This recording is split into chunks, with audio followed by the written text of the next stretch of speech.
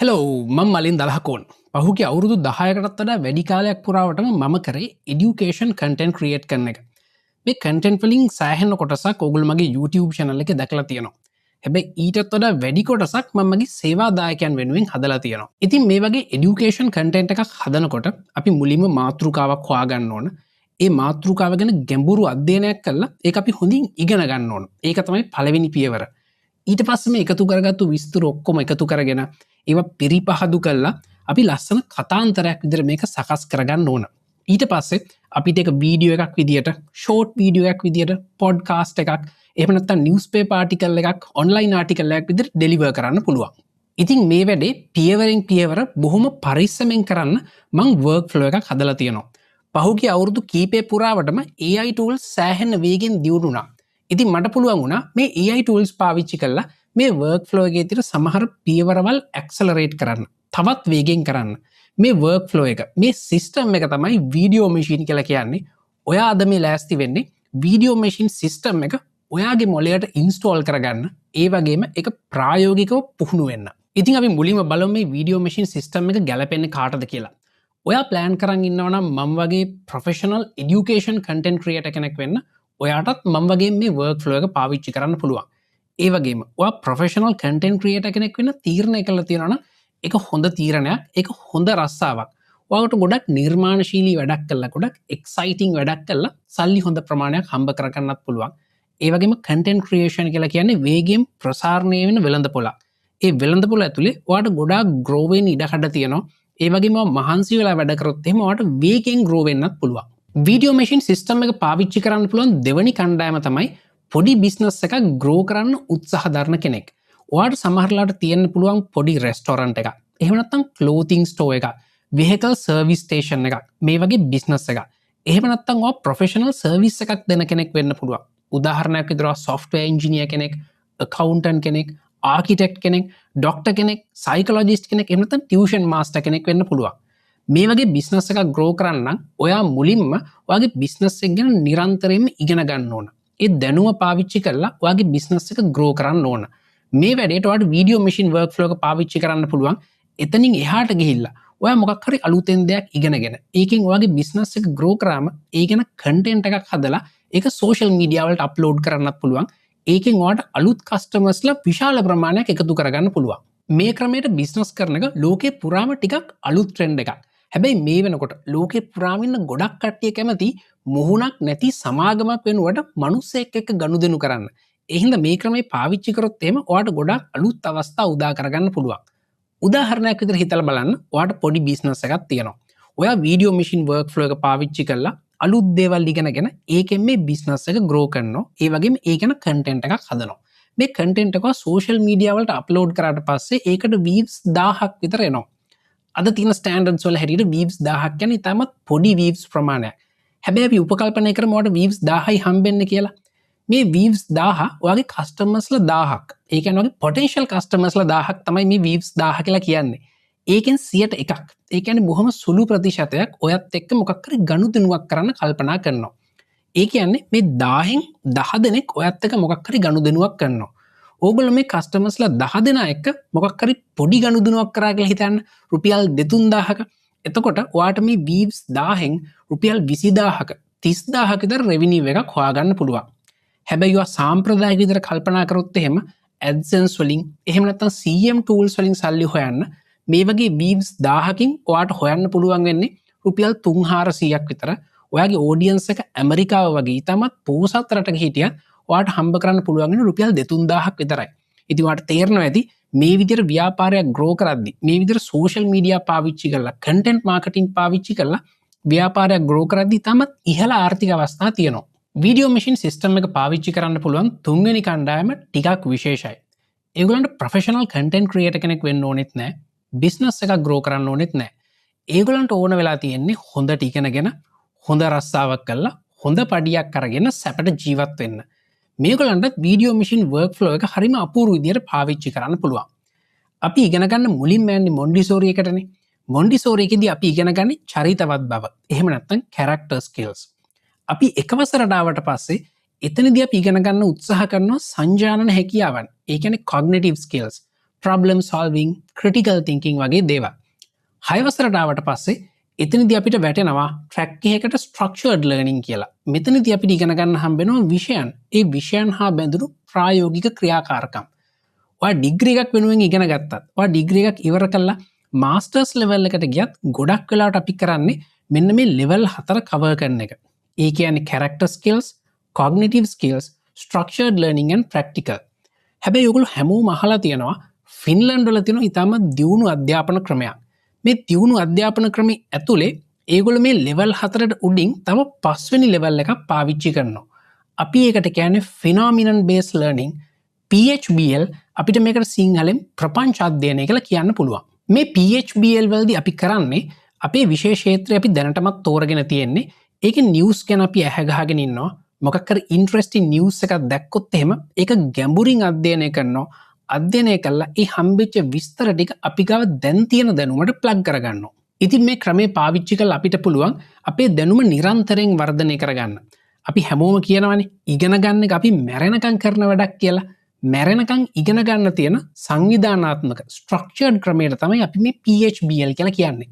Video machine කියලා කියන්නේ AI වලින් ඇක්සලරේට් කරපු PHBL workflow එකක්. මේකෙදිත් අපි කරන්නේ අපේ ඉන්ඩස්ට්‍රි එක ගැන අපි තෝරගත්තු විෂය ගැන ඇහැගහගෙන ඉන්නවා. ඊට පස්සේ මොකක් හරි නිවුස් එකක් දකින්න හම්බුනොත් එහෙම ඒක ගැඹුරින් අධ්‍යයනය කරලා ඒ දැනුම අපේ දැනුමට ප්ලග් කරගන්නවා.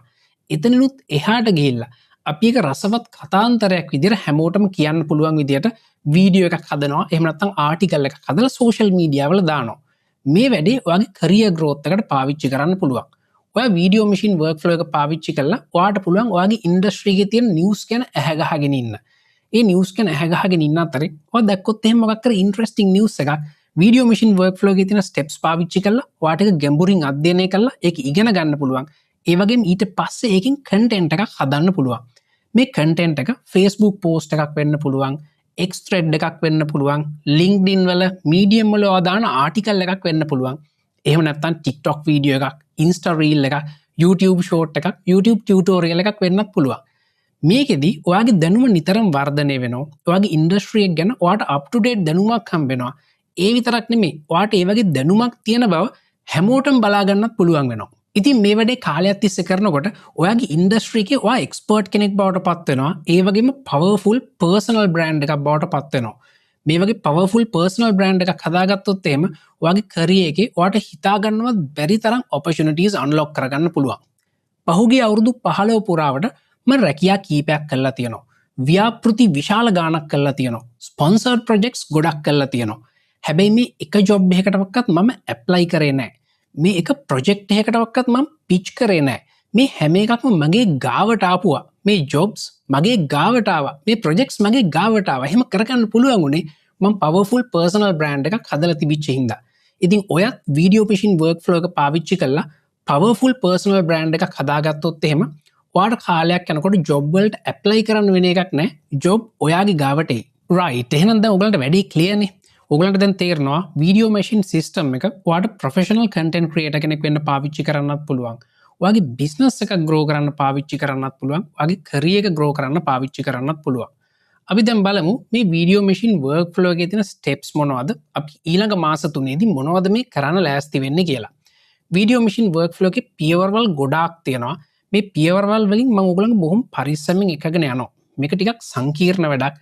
මේකට මාස 3ක කාලයක් අරගෙන මේ වැඩේ බොහොම පරිස්සමෙන් කරන්න මම තීරණය කළා තියෙන්නේ ඒ හින්දා. වීඩියෝ මැෂින් ප්‍රෝග්‍රෑම් එකේ පළවෙනි මාසේ අපි මුලින්ම කරන්නේ පළවෙනි පාඩමේ අපි මුලින්ම කරන්නේ ඔයා කවුද කියලා අඳුරගන්න එක. ඔයා කවුද කියන එක අපි නිකමට අඳුරගන්න උත්සාහ කරන්නේ. අපි මේකට දත්ත අරගෙන ඉන්ටර්නෙට් එකේ වගේ දත්ත ගොඩක් තියෙනවා. මේ දත්ත අරගෙන මේ දත්ත පිරිපහදු කරලා ඔයා කවුද කියන එක ගැන මොඩල් එකක් හදනවා. එතකොට අපිට තීරණය කරන්න පුළුවන් මොන වගේ මාතෘකාද ඔයාලට කතා කරන්න පුළුවන් කියලා. ඔයාලට ලේසියෙන් කතා කරන්න පුළුවන් මාතෘකා මොනවද? අනිත් අයට නැති ඔයාට තියෙන හැකියාවල් මොනවද කියලා. මේ ඔක්කොම ටික මැනගත්තට පස්සේ ඔයාගේ මාතෘකා ටික අපි අඳුර ගන්නවා. ඊට පස්සේ අපි බලන්න ඕන ඔයාට මොන වගේ ඔඩියන්ස් එකකට කතා කරන්න පුළුවන් කියලා. මේ මාතෘකා කතා කරොත් ඔයාගේ ඔඩියන්ස් එක මොන වගේ වෙයිද? මේකට අපි ඔඩියන්ස් එක ගැන මොඩල් එකක් හදන්න ඕන. ඊට පස්සේ මේ ඔක්කොම ටික කරාට පස්සේ ඔයා පළවෙනි සතිය ඉවර වෙනකොටම ඔයාගේ සෝෂල් මීඩියා ප්ලැට්ෆෝම්ස් ඔක්කොම මේ වැඩේට ගැලපෙන විදිහට හරිගස්ස ගන්නවා. ඉතින් මේ වැඩ ටික ඔක්කොම කරගත්තට පස්සේ මම ඔයගලන්ට උගන්වනවා කෘත්‍රිම බුද්ධිය පාවිච්චි කරලා අලුත් කන්ටෙන්ට් අයිඩියා හොයාගන්නේ කොහොමද? ඒ වගේම කෘත්‍රිම බුද්ධියක් එක්ක හොඳ සක්‍රීය සංවාදයක් පවත්වා ගන්න කොහොමද? බ්‍රේන්ස්ටෝම් කරන්නේ කොහොමද කියලා. ඊට පස්සේ අපිට මේ වගේ AI tools පාවිච්චි කරලා ඩීප් රිසර්ච් එකක් කරන්නේ කොහොමද? මේකට AI agents ලා පාවිච්චි කරන්නේ කොහොමද?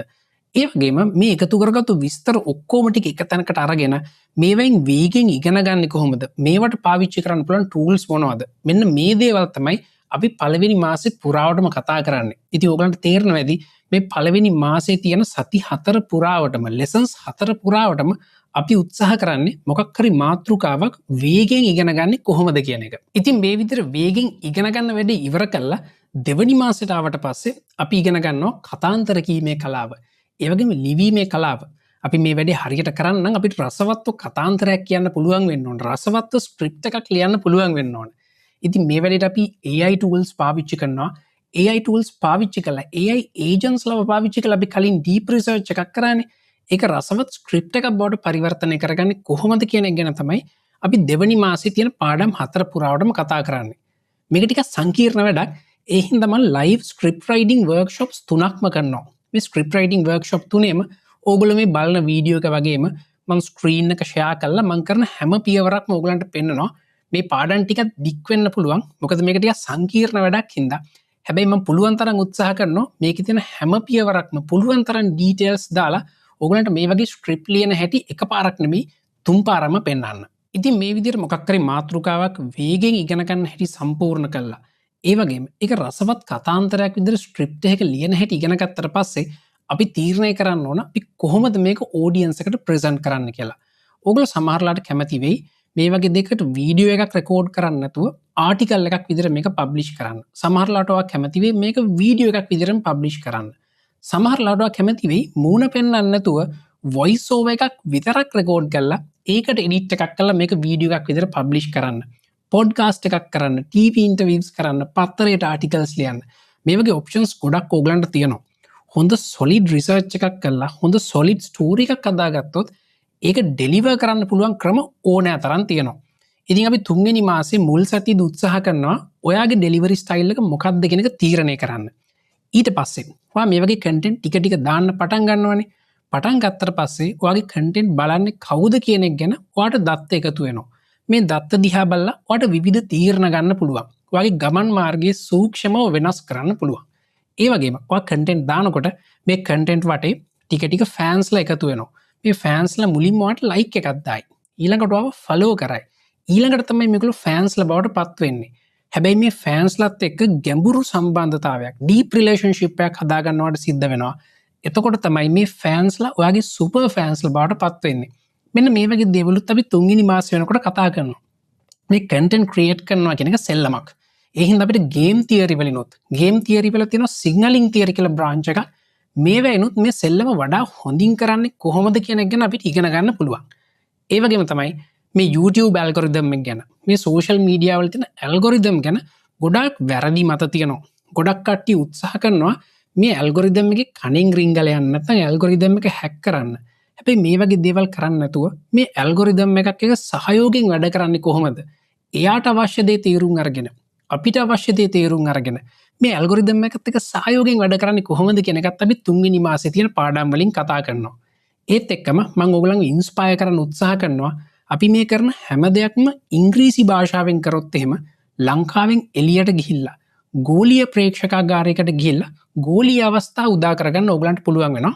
මේ ගැනත් අපි තුන්වෙනි මාසේ පාඩම් වල විටින් විට කතා කරන්න උත්සාහ කරනවා. ඉතින් දැන් ඔයාලට තේරෙනවා ඇති වීඩියෝ මැෂින් සිස්ටම් එක කියලා කියන්නේ ප්‍රොෆෙෂනල් එඩියුකේෂන් කන්ටෙන්ට් ක්‍රියේටර් කෙනෙක්ට බිස්නස් එකක් ග්‍රෝ කරන්න කැමති කෙනෙක්ට වගේ කැරියර් එක ග්‍රෝ කරන්න කැමති කෙනෙක්ට වේගෙන් ඉගෙන ගන්න කැමති කෙනෙක්ට ඔයා වේගෙන් ඉගෙන ගන්න බව ලෝකයටම ඇඩ්වර්ටයිස් කරන්න කැමති කෙනෙක්ට නියම සිස්ටම් එකක්.